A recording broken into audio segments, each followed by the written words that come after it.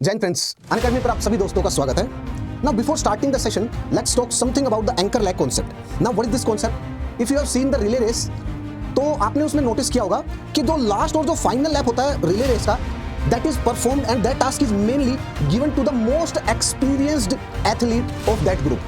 अब वो जो ग्रुप है उस एथलीट्स का, उस एथलीट में जो भी सबसे ज्यादा एक्सपीरियंस होगा उनको ही फाइनल राउंड का जो लैप होगा उस रिले रेस का उसको परफॉर्म करने की ड्यूटी और रेस्पॉन्सिबिलिटी कंप्लीटली उन्हीं की होती है। Now the question is why. आपके माइंड में क्वेश्चन आना चाहिए कि व्हाई, अरे ऐसा क्यों नहीं हो सकता कि उनको स्टार्टिंग में ही ये रेस्पॉन्सिबिलिटी दी जाए। भाई अगर उनको स्टार्टिंग में ही लीड मिल गई एक रेस में तो अदर्स के लिए तो बहुत हेल्प हो जाएगी ना, औरों के लिए। मान लीजिए उनसे थोड़ा एक्सपीरियंस कम है, but why it is given to the most experienced the last round of the lap. Why it is सो?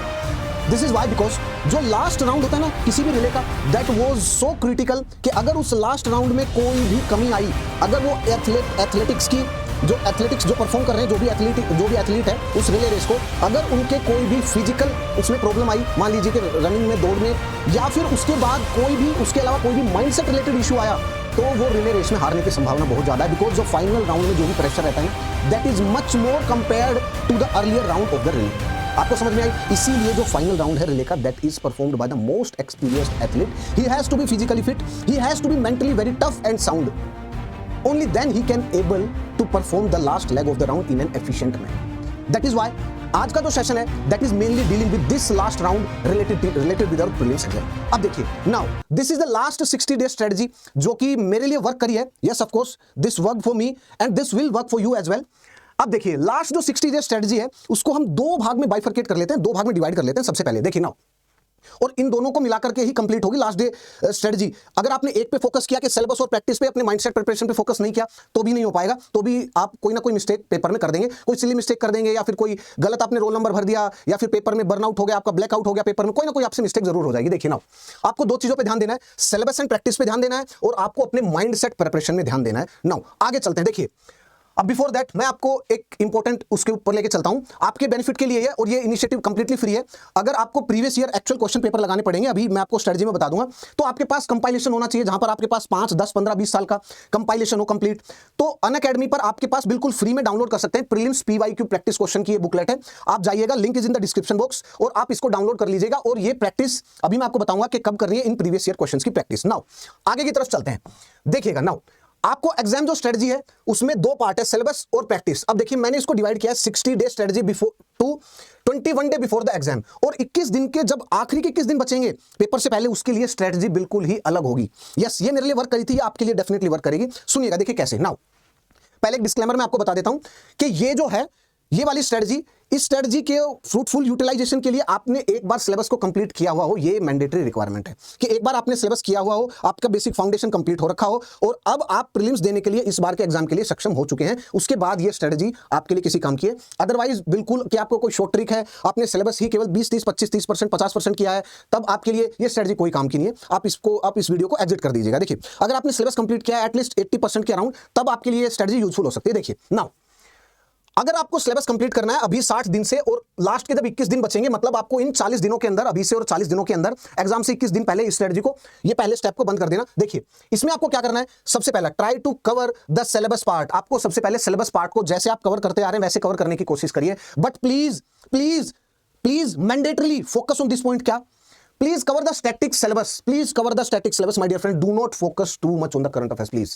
याद रखना, prelims is the game of the static. It is not the game of the current affairs. आपको लगेगा कि yes यार, ये question तो current affair से आया था, लास्ट टाइम ये क्वेश्चन करंट अफेयर से आया था। अरे ऐसे तो मैं सब चीज, अखबार, न्यूज़पेपर, मैगजीन तो डेली इतनी छपती है जनरल, पूरे इंडिया में, पूरे वर्ल्ड में मिलाएंगे तो इतना कंपाइलेशन हो जाएगा 1000, 2000, 5000 पेज का। तो कोई सी भी लाइन को पेपर के बाद वहां से एक्सट्रैक्ट करके दिखा देना कि ये वहां से आया था, तो ये करंट अफेयर्स का क्वेश्चन हो गया। नहीं यार, ऐसे नहीं होता है।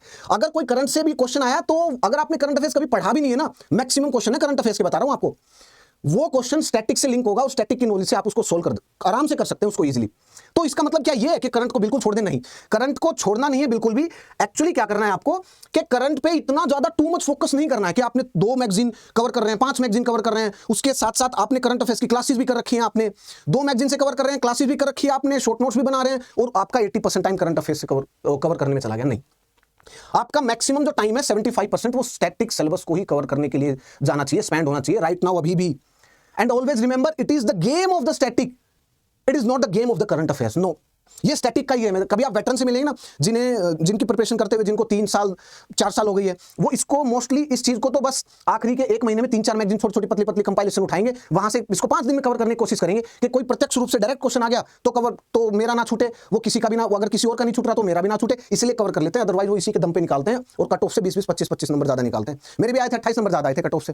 तो आप इस वाले पे फोकस करना, ठीक है, इस पे भी ध्यान देना, बट इस पे आपका फोकस इतना ज्यादा too much of the focus नहीं होना चाहिए। शुरुआत में जब प्रिपरेशन करते हैं, पहला अटेम्प्ट दूसरे अटेम्प्ट में मैक्सिमम गलती यहीं पे करते हैं, too much focus on the current affairs, ठीक है। उसके बाद please do not engage too much in the practice, कि ये भी नहीं होना चाहिए कि आपके पास 12 घंटे हैं और 12 घंटे में आपने क्या किया, 6 घंटे प्रैक्टिस कर रहे हो और 6 घंटे स्टैटिक और करंट में, और उसमें से भी जो 6 घंटे हैं इसमें 4 घंटे आप करंट पे और 2 घंटे स्टैटिक सिलेबस पे दे रहे हैं। नहीं, ये गलती हो जाएगी फिर से। इस वाले पोर्शन पे भी आपको प्रैक्टिस तो करनी है, क्वेश्चन पेपर प्रैक्टिस कर लेना। मान लीजिए 2-3 दिन में एक क्वेश्चन पेपर प्रैक्टिस कर लिया, अपनी स्पीड देख ली, थोड़ी स्ट्रेंथ वीकनेस देख ली, उसको एनालाइज कर लिया अच्छे से, उसमें देखा कि मैं कहां मिस्टेक हो रही है, कितने क्वेश्चन अटेम्प्ट करना मेरा निश एरिया है, क्या 80 क्वेश्चन अटेम्प्ट करना मेरे मैक्सिमम रिजल्ट प्रोड्यूस कर रहा है, या 70 रिजल्ट प्रोड्यूस कर रहा है, या फिर 90 रिजल्ट प्रोड्यूस कर रहा है, कि जब मैं मैक्सिमम अटेम्प्ट करता हूं तब जाकर के मेरा रिजल्ट प्रोड्यूस कर रहा है। ये इंडिविजुअल टू इंडिविजुअल वेरी करता है, इस पर ध्यान देना, ठीक है। अब ये प्रैक्टिस टू मच नहीं होनी चाहिए कि आप रोज कर रहे हैं, उसको रोज कर रहे हैं और इसमें 5 घंटे 6 घंटे चले जा रहे हैं, तब आपका ये कॉम्प्रोमाइज हो जाएगा। Your maximum focus should be on covering the static, उसके बाद आपका मैक्सिमम फोकस होना चाहिए प्रैक्टिस पर, उसके बाद आपका करंट अफेयर्स पे होना चाहिए। अगर आपने सिलेबस कवर किया है तो और अच्छी जगह से किया है आपने, जहां पर स्टैटिक और करंट को इंटीग्रेट करके अगर आपको फाउंडेशन क्लासेस पढ़ाई गई है, तो आपके लास्ट जो आने वाले 3-4 साल के करंट अफेयर्स तो आपके स्टैटिक में कवर हो चुके हैं, वो ऑलरेडी हो चुके हैं। लेकिन अगर आपने अच्छे से नहीं करा होगा तो प्रॉब्लम होगी। लेकिन आप अपना मैक्सिमम फोकस आप इस पे रखिएगा, कवरिंग द स्टैटिक पार्ट। उसके बाद do not spend too much of your energy on the practice पर ध्यान दीजिए। फिर उसके बाद आपका जो फोकस है वो करंट पे जाना चाहिए। मान लीजिए 12 घंटे हैं तो आपका जो टाइम है वो तकरीबन आपका 7 घंटा यहां जाना चाहिए, 3 घंटा यहां और 2 घंटा यहां पर। और इसको भी please do not try to do this daily, कि आप डेली कर रहे हैं इनको। Maximum focus, please cover the static part, please cover the static part, please cover the static part. I am again trying to say this thing that static is the most important. Static में क्या है, polity को cover करिए, 12-15 question आएंगे, सीधे 15 question आए तो 11-12 सही होने चाहिए, 12 आपका हिट होना चाहिए। अगर 12 से कम हिट हो गया तो समझ लेना कि अपने आप से गुनाह हो गया अपनी तैयारी से। इतने ठीक हो जाते हैं 11-12 के राउंड। आपके पास ज्योग्राफी के आएंगे और अब तो ज्योग्राफी के परसेंटेज बढ़ रहे हैं, जैसे क्लाइमेटोलॉजी से बहुत ज्यादा क्वेश्चन आए थे, तो ज्योग्राफी में आपको ज्योग्राफी कवर करनी है, उसमें 14-15 सवाल आएंगे, उस पर आपका ध्यान ज्यादा होना चाहिए। ऐसे ही आपके पास हिस्ट्री में मॉडर्न इंडिया और आर्ट एंड कल्चर पे आपका ज्यादा ध्यान होना चाहिए। मेडिवल इंडिया पे कम हो जाए तो भी चलेगा, लेकिन आर्ट एंड कल्चर और मॉडर्न इंडिया पे ज्यादा होना चाहिए। उसके साथ साथ इकोनॉमी पे, जैसे मॉनेटरी पॉलिसी के ऊपर होना चाहिए, बैलेंस ऑफ पेमेंट के ऊपर ध्यान होना चाहिए, बजट के ऊपर, और उसके साथ साथ जैसे ह्यूमन रिसोर्स डेवलपमेंट के ऊपर, जैसे स्किल डेवलपमेंट, एजुकेशन सेक्टर, इनसे रिलेटेड कुछ क्वेश्चन आ जाएंगे, कुछ 14-15 इनसे रिलेटेड क्वेश्चन आएंगे, कंप्लीट ओवर मिला करके। इसमें थोड़ा सा करंट का तड़का भी ऐड होगा इकोनॉमिक्स में। अगर आपने इन स्टैटिक को भी कवर किया ना तो आपके 60-65 सवाल बनते हैं और इसमें हिट आपके ज्यादा रहेंगे। उसके साथ साथ कुछ ऐसे जो टॉपिक है सिलेबस के जो करंट अफेयर्स से रिलेटेड होंगे, जैसे साइंस एंड टेक, जैसे कि IR, अगर आपने इनको कवर किया तो भी आपके हिट ज्यादा होंगे। तो करंट अफेयर्स में साइंस एंड टेक और IR पे फोकस करना। ऑफ कोर्स वो करंट अफेयर तभी समझ में आएगा जब आपने उनका भी स्टैटिक पढ़ रखा होगा, अदरवाइज वो रोट लर्निंग करने की कोशिश करोगे और वो क्वेश्चन तो बनना ही नहीं है रोट लर्निंग से, तो ठीक है। इसलिए मैंने आपको बार बार स्टैटिक्स पे बोला ध्यान देने के लिए। नाउ अब द स्ट्रेटजी बिफोर 21 डेज, अब जब आपका 21 दिन बचे होंगे स्ट्रेटजी के, मतलब 21 दिन पेपर के बचे होंगे, तब आपकी स्ट्रेटजी अलग हो जानी चाहिए बिल्कुल। अब क्या होना चाहिए, now you have to focus on the rapid revision and the focus on important areas like the Pareto principle. For example, let's take an example. कैसे, जब आखिरी के 21 दिन बचते हैं, मान लीजिए आपने हिस्ट्री पढ़ा, हिस्ट्री में भक्ति सूफीज्म मूवमेंट से अभी लास्ट टाइम क्वेश्चन नहीं आया, लेकिन हर साल आप लोग उठा करके देखेंगे 2016 से चलते हुए अगर आएंगे 2020-21 तक हर साल क्वेश्चन आया, 1 से 2 क्वेश्चन कम से कम लगा लीजिए। और वो बुक से आते हैं, सूफी संत से आते हैं, उनकी जो राइटिंग्स वगैरह है उन सब से आते हैं। जैसे एक बार तो त्यागराज से रिलेटेड क्वेश्चन आ गया था आई थिंक 2018 में। तो ऐसे क्वेश्चंस से रिलेटेड जो भी चीजें हैं आपको क्रोनोलॉजी अरेंज करने के लिए आ जाएगा। तो ऐसी चीजें, ठीक है, आपने अंडरस्टैंडिंग वाइज अच्छे से पढ़ा है, now you will be requiring कि आपको चीजें तुरंत मगअप होनी चाहिए, तुरंत आपके दिमाग में होनी चाहिए कि कोई क्रोनोलॉजी वाइज अगर बहुत क्लोज ऑप्शन आ गए तो वो क्वेश्चन गलत ना हो। अगर कोई ऐसे कि यार ये थोड़ा थोड़ा याद था कंफ्यूजन टाइप कि यार इसका कंसेप्ट तो बिल्कुल ठीक है लेकिन ब्रशअप करना था, एंड में थोड़ा सा रिवीजन वाले पे फोकस करना था, ऐसे रैपिड रिवीजन पे फोकस करिए। फॉर एग्जाम्पल, ज्योग्राफी में क्लाइमेटोलॉजी में इस बार एक क्वेश्चन आया था कि टेम्परेचर जो आइसोथर्म्स हैं वो they will bend towards the equator और the pole in the winter, ये कैसे होगा। तो हमें कंसेप्ट सारे पता चल गए, पता है सारे, लेकिन एक बार थोड़ा सा कंफ्यूज है, अरे यार बहुत दिन हो गए, 2 महीने 1-1.5 महीना हो गया कि वो पोल की तरफ बैंड होता है या फिर इक्वेटर की तरफ, ये थोड़ा सा मैंने याद किया था, अब ना आप भूल गए आपका सवाल, 2.6 नंबर गए आपके। अब आपको जो चीजें थोड़ी सी अब कम मेमोराइज हो रही है उन पे फोकस करिए और इंपॉर्टेंट एरिया में उन पे फोकस करिए। मेरी बात समझ में आ गई। क्लाइमेटोलॉजी फोकस करिए, वर्ल्ड मैपिंग पे फोकस करिए। 2023 में यूक्रेन पे रिलेटेड क्वेश्चन आया था कि यूक्रेन के कंट्री सराउंडिंग एरिया, अब आपको सारे इशू पता है, सारे करंट अफेयर्स पता है, सारा IR का मैटर पता है, ये भी पता था पहले कि कौन से कंट्री सराउंडिंग है। अगर आपने 1 महीना पहले रिवाइज करा था और उसके बाद पेपर दिया तो आपके गलत होने की संभावना ज्यादा हो जाएगी उस क्वेश्चन की। क्यों? क्योंकि अब आप भूल चुके हैं थोड़ा सा, अब आपको धुंधला धुंधला याद है। वहां लो कॉन्फिडेंस होगा, गलत लगा के आएंगे, 2.6 नंबर गए। इतने में तो पता नहीं 2-3 हज़ार बच्चे आ जाते हैं कट ऑफ के पास में, तो इतने नंबर में तो। अब देखिए, अब आपको क्या है कि ऐसे टॉपिक बिल्कुल आपको, अगर आपने आखिरी के 21 दिनों में रिवाइज किए तो आपके नेगेटिव कम होंगे और सही होने की प्रोबेबिलिटी ज्यादा आएगी। ऐसे क्वेश्चन जो आपको पता है वो नेगेटिव कम होंगे और आपके सही होने की प्रोबेबिलिटी ज्यादा हो जाएगी। ऐसे इंडियन मैपिंग में करिए। मान लीजिए कि नॉर्थ ईस्ट के आपको कुछ वो अरेंज करने के लिए आ गए ये नेशनल पार्क्स, और बहुत क्लोज ऑप्शन में है। अब पता आपको सारे नेशनल पार्क, उनके स्पीसीज भी पता है, उनके कंजर्वेशन प्रोग्राम्स भी पता है, सब पता है, लेकिन आपने एंड में उनके exact location, relative pin point location revise नहीं करी और यूपीएससी ने टफ पूछ लिया। अब आपका नेगेटिव हो गया, नेगेटिव हो गया। अब देखिए फॉर एग्जांपल, मेरे एक दोस्त का पिछले टाइम पे ये गंगा ट्रिब्यूटरी से क्वेश्चन आया था एंड उसने उसका थर्ड वो था जो उसने मेंस लिखा था, थर्ड मेंस लिखा था उसने थर्ड मेंस लिखा था, ऑलरेडी 2 लिख चुका था, थर्ड मेंस था उसका। तो उसने जो गंगा रिलेटेड जो ट्रिब्यूटरी वाला क्वेश्चन था वो गलत हो गया उसका। मैंने कहा यार तेरे तो नंबर ही 30 35 ज्यादा आते कट ऑफ से, कैसे गलत हो गया ये? तो उसने कहा कि अरे यार ये ना रिवाइज करके नहीं गया था, कि पता था कि सारी चीजें, तो 1-1.5 महीने पहले जब रिवाइज करा था फिर उसके बाद पेपर तक आते आते चीजें धुंधली हो गई और मैं कंफ्यूज हो गया कि गंडक पहले या घाघरा जो ट्रिब्यूटरी है वो कौन से साइड में है, ईस्ट में या वेस्ट में, थोड़ा सा कंफ्यूजन हुआ, वो क्वेश्चन नेगेटिव में हो गया। अगर वो 21 दिन पहले रिवाइज किया होता तो नेगेटिव नहीं होता। तो ऐसे इस वाले रिवीजन पे फोकस करना है आपको लास्ट के 21 दिन।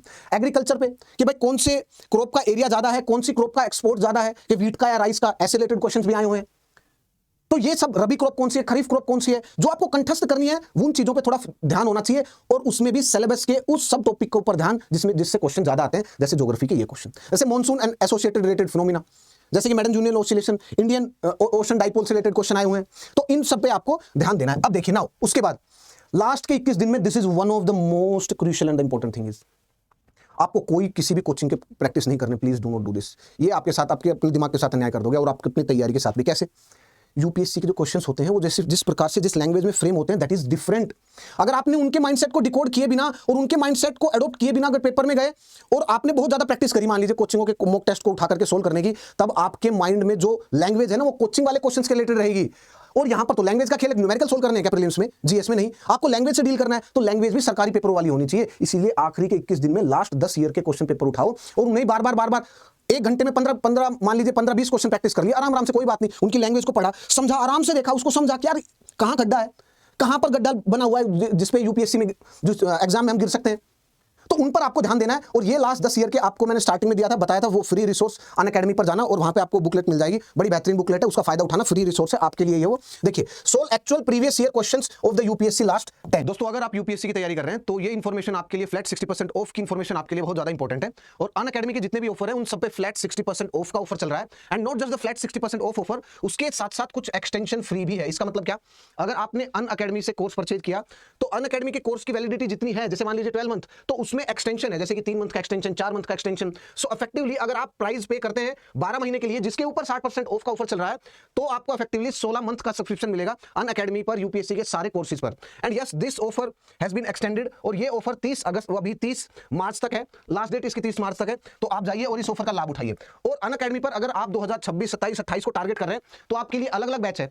This is called as the customised model of the education.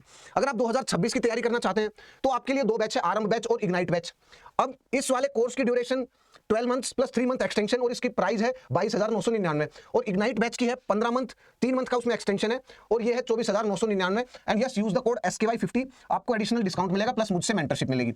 Use the code SKY50, आपको एडिशनल डिस्काउंट मिलेगा प्लस मुझसे मेंटरशिप मिलेगी। उसके साथ अगर आप 2027 की तैयारी कर रहे हैं तो आपको मिलेगा 24 महीने का सब्सक्रिप्शन, उस पर 6 महीने का बिल्कुल फ्री मिलेगा और उसकी कॉस्ट होगी 29,999। और जो बैच है वो होगा आगाज बैच और ये बैच 30 मार्च को स्टार्ट हो रहा है। अगर आप 2028 को टारगेट कर रहे हैं तो आपके पास 30 मंथ का सब्सक्रिप्शन है और ये है न्यू बैच में, जिसमें 12 मंथ का आपको एक्सटेंशन बिल्कुल फ्री मिलेगा। फ्लैट 60% ऑफ तो ऑफर चल ही रहा है और आपको एक कॉस्ट पड़ेगा 38,999। अब देखिए अपने अकॉर्डिंग जैसे भी आपको लगता है, कस्टमाइज्ड एजुकेशन का ये मॉडल है, जाइए और इस ऑफर का लाभ उठाइएगा। उसके साथ साथ अगर आप इस बार की सीसेट की तैयारी कर रहे हैं और आपको लगता है कि यस इस बार के प्रीलिम्स में जीएस तो ठीक है लेकिन सीसेट में कुछ इशू है, तो आप इस वाले बैच को ज्वाइन कर सकते हैं। इसकी कॉस्ट है 2,999 और आपकी सीसेट में काफी हेल्प होगी। Use the code SKY50। Use the code SK50, आपको एडिशनल डिस्काउंट मिलेगा। एंड यस, अगर आप जीएस रिवाइज करना चाहते हैं अकेडमी से fast through the prelims 2025 crash course, जिसकी कॉस्ट है 9,999, तो भी आप कर सकते हैं। एंड यस, अगर आप ये वाला कोर्स परचेज करते हैं, प्रीलिम्स क्वालीफाई करते हैं, तो मेंस का कोर्स आपको बिल्कुल फ्री मिलेगा। उसके साथ साथ आप रैपिड रिवीजन विजय प्रोग्राम में भी अपने आप को एनरोल कर सकते हैं, जिसकी कॉस्ट है 3,999 and there are limited seats friends, so hurry. उसके साथ साथ आप एमसीक्यू प्रैक्टिस भी कर सकते हैं, ऑफ कोर्स उसमें प्रीवियस ईयर क्वेश्चंस भी होंगे। और इस वाले बैच की कॉस्ट है 1,499, सो आप जाइए और इन ऑफर्स का लाभ उठाइए। आगे की तरफ now mindset preparation, this is very much important because बहुत सारे लोगों को, इनफैक्ट मैंने अपने दोस्तों को भी पेपर में बर्नआउट होते हुए और उनको ब्लैकआउट होते हुए देखा है। अब देखिएगा वो क्यों होता है, बिकॉज उन्होंने माइंडसेट को प्रिपेयर नहीं किया है। और ये आखिरी के 2 महीने में सबसे ज्यादा क्रूशियल है। ये हमने भी कभी अपनी स्ट्रेटजी में अप्लाई किया था और इसने रिजल्ट हमारे लिए प्रोड्यूस किया था डेफिनेटली, उसलिए मैं आपको बता रहा हूं। सबसे पहला आपको ये एक्सेप्ट करना है कि yes paper will be very tough. भाई साहब बहुत टफ आएगा। सच में ऐसा होगा कि 100% एक्यूरेसी पे, कि अगर कोई भी आकर के बोल दे कि भाई 30 क्वेश्चन है और ये मुझे 100% आते हैं, इसमें से तो मुश्किल से कोई एक गलत कर दे तो कर दे, उसके बाद 99% एक्यूरेसी है मेरी, ऐसे क्वेश्चन आपको 30-35 ही मिलेंगे। सच में ऐसे क्वेश्चन 30-35 मिलेंगे। उसके बाद ऐसे होगा कि किसी को ठीक होने की प्रोबेबिलिटी 80% है, 75% है, लेकिन उसमें आपको कॉन्फिडेंस तो रहेगा, हाँ भाई ठीक है, लेकिन 100% कॉन्फिडेंस के नहीं आ रहे तो हो ही नहीं सकते यार गलत। ऐसे केवल और केवल 30 के राउंड मिलेंगे, और जब आपकी प्रिपरेशन का लेवल स्तर उमदा होगा, अच्छा खासा, जिसमें आप 100% सक्सेस रेट बोल सकते हैं कि यस ये क्वेश्चन 100% सही होगा। 30 किसकी और अच्छी होगी तो 35। स्टैटिक कंटेंट जिसका बहुत अच्छा होगा उसका 35। 40 वाले तो विरले मिलेंगे, बहुत ही कम मिलेंगे कि बस 100% 40 क्वेश्चन मैंने ठीक कर दिए। उनका स्टैटिक कंसेप्ट बहुत पावरफुल, बहुत स्ट्रॉन्ग होगा, बहुत ज्यादा, बहुत सालों से तैयारी कर रहे होंगे, बहुत ज्यादा सालों से, उनका स्ट्रॉन्ग होगा बहुत ज्यादा। ठीक है, तो आपको ये मान के चलना है कि पेपर विल बी टफ। भाई टफ तो आएगा। अगर आपने एक्सेप्ट कर लिया होगा तो उस टाइम पे आप टफ क्वेश्चन देख करके पैनिक नहीं करेंगे। आप टफनेस के लिए और आप डिफिकल्ट सिचुएशन के लिए आपका माइंडसेट धीरे धीरे प्रिपेयर होना स्टार्ट हो गया। डरना नहीं है इससे, बस माइंडसेट प्रिपेयर करना कि yes paper will be tough, I will give my best. Paper will be tough but I will give my best, और मैं बहुत अच्छा करने वाला हूं। Yes I will do. देखिए I will try to do my best. दूसरा point अपने दिमाग में ये लिखना है, उससे नेगेटिविटी जनरेट नहीं करनी है। अगर नेगेटिविटी जनरेट करी तो 2 महीने नेगेटिविटी जनरेट करी, पेपर का टफनेस लेवल देखते ही वो फिर आप बर्नआउट और ब्लैकआउट हो जाओगे, खत्म। आप पेपर में पेन भी नहीं चला पाओगे, पढ़ते रहोगे एक ही क्वेश्चन को, कुछ समझ में नहीं आएगा। क्यों? क्योंकि 2 महीने के लिए आपने दिमाग को पेपर टफ आएगा उसकी स्ट्रेस और टेंशन ले लिया। जबकि आपको टेंशन ना लेकर के आपको ये सोचना यस हाँ टफ तो आएगा, बट वो सबके लिए टफ आएगा। And I have to remain calm and I have to give my best, that's all. जो होगा मालिक का होगा, देखी जाएगी। ये माइंडसेट होना चाहिए आपका। दूसरा पॉइंट। तीसरा, do not focus too much on the outside world now. जब आपके पास आखिरी के 1.5 महीने बचे हैं, 2 महीने बचे हैं, स्पेशली जब आखिरी का 1 महीना बचे, तो उसमें इस पे ध्यान देना। Do not focus too much on the outside world, please do not focus on the other activities, please do not focus on this. क्योंकि हो सकता है कि 1 हफ्ते पहले, 2 हफ्ते पहले कोई आपके पास इमोशनल इशू आ जाए। एक बार इमोशनल इशू में फंसे, उसके बाद जैसे फंसने के बाद आपको उससे बाहर निकलना बहुत संकट हो जाएगा, मुश्किल, और उससे बाहर नहीं निकल पाएंगे। 1 या 2 दिन के लिए नेगेटिविटी आएगी और नेगेटिविटी साइकिल और लूप में फंस जाएंगे और गए आप काम से। इसलिए आउटसाइड इंटरफेरेंस से दूर रहना। Practice covering your mental energy, वो कंजर्विंग योर मेंटल एनर्जी। आपको ये काम भी जरूर करना है कि अपनी मेंटल एनर्जी को कंजर्व करने की प्रैक्टिस करना, अभ्यास करना। फॉर एग्जांपल इस दौरान माइंडसेट में नेगेटिव थॉट आएंगे। क्या कर लेंगे हम नेगेटिव थॉट्स का, बताइए? कुछ कर सकते हैं? अरे कुछ भी नहीं कर सकते यार। जिंदगी में बहुत सारी चीजें ऐसी है जिस पर हमारा कंट्रोल है ही नहीं। If we want to control our life fully, वो कंट्रोल होगी नहीं, वो रेत की तरफ फिसलती चली जाएगी। But at max what we can do, we can try our best. जो होगा वो देखी जाएगी। हाँ, अपना जो ट्राई है वो इतना ज्यादा बेस्ट होना चाहिए, बेस्ट ऑफ द बेस्ट, और रिजल्ट परिणाम जो होगा वो देखी जाएगी, कोई बात नहीं। और ऐसा सोच करके मेंटल एनर्जी को कंजर्व करना है। दूसरा पॉइंट, कैसे कंजर्व करनी है कि आपको रात में सोते हुए थोड़ा सा अपने थॉट्स, विचारों को कंट्रोल करके, शांत करके, और फिर अपने माइंड को रिलैक्स देना है ताकि वो अगले दिन के लिए तैयार हो जाए। पढ़ने से पहले, सुबह उठने के जस्ट बाद ही आपको थोड़ा सा अपने थॉट्स को कंट्रोल करना है, मेंटल एनर्जी को प्रिजर्व करना है ताकि आप पूरे दिन पढ़ सके। और थोड़ा मेडिटेशन करना है, 10 से 15 मिनट ध्यान कर लीजिए, मेडिटेशन कर लीजिए, कुछ भी, किसी भी चीज पर ध्यान दे लीजिए, लेकिन अपनी एनर्जी को कंजर्व करिए, फिर उसके बाद पढ़ना स्टार्ट करिए। ऐसा फिर दोपहर में करिए और रात में सोने से पहले 10-10 मिनट करिए। उससे आपको प्रैक्टिस हो जाएगी, आपकी मेंटल एनर्जी कंजर्व होने की प्रैक्टिस हो जाएगी आपको। ये कैसे हेल्प होगी लास्ट वाली स्ट्रेटजी एग्जाम के दौरान, वो मैं आपको बाद में बताऊंगा। आज के लिए इतना ही। ये स्ट्रेटजी आपके लिए बहुत यूजफुल होने वाली है, इसको फॉलो करिएगा। कुछ इंपॉर्टेंट पॉइंट्स इसमें से उठा करके अपनी स्ट्रेटजी में इंकॉर्पोरेट करिएगा, आपको बहुत बेनिफिट मिलेगा। चलिए मिलते हैं फ्रेंड्स कभी नेक्स्ट सेशन में। टिल देन, जय हिंद फ्रेंड्स।